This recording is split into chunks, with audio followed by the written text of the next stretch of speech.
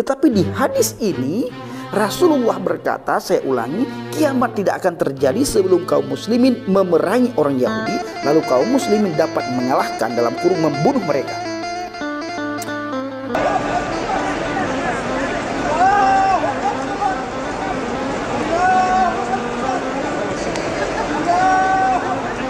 يا ويلك يا بليش ويلا.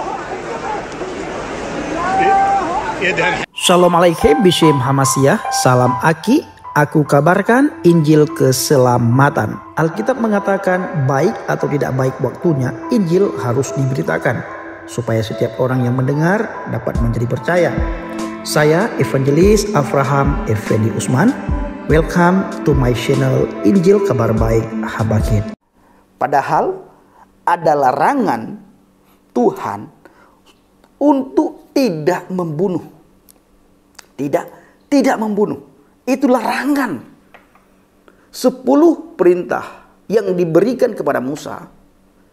Salah satu dari 10 perintah itu adalah jangan membunuh. Tetapi Nabi Muhammad berkata di dalam hadis yang diriwayatkan oleh Abu Hurairah radhiyallahu anhu, menyuruh untuk kalau tidak kiamat tidak akan datang.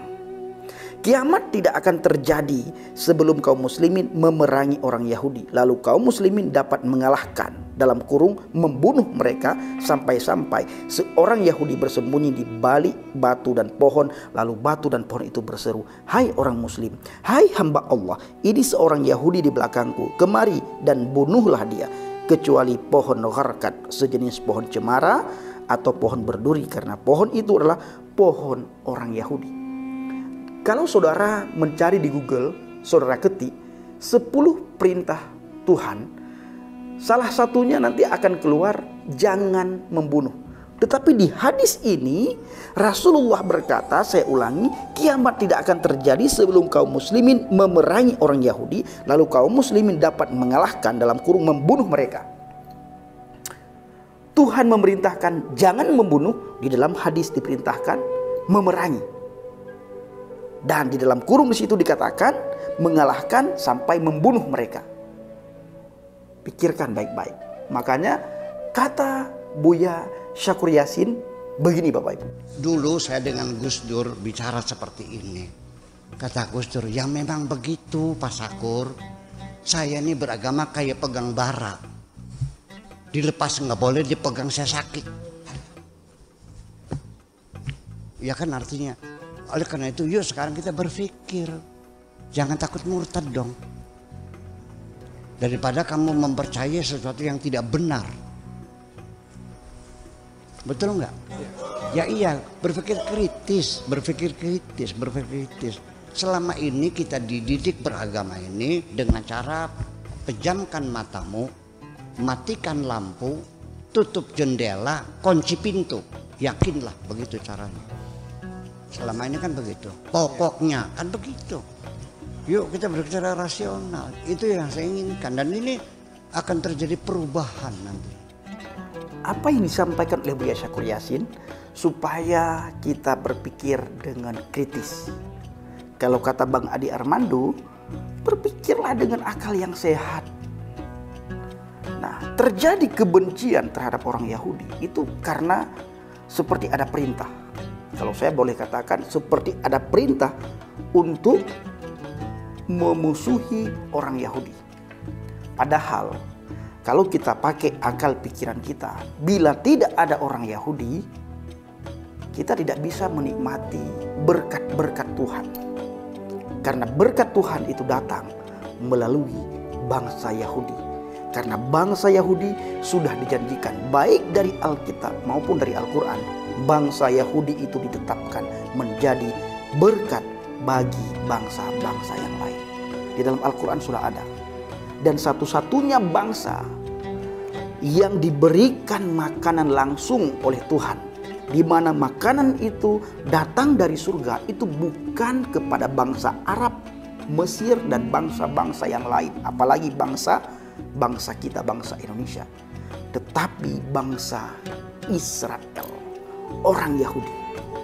Yang pertama sekali menikmati berkat dari surga itu orang Yahudi. Mereka belum masuk surga, tetapi mereka sudah makan makanan dari surga di saat mereka di padang pasir.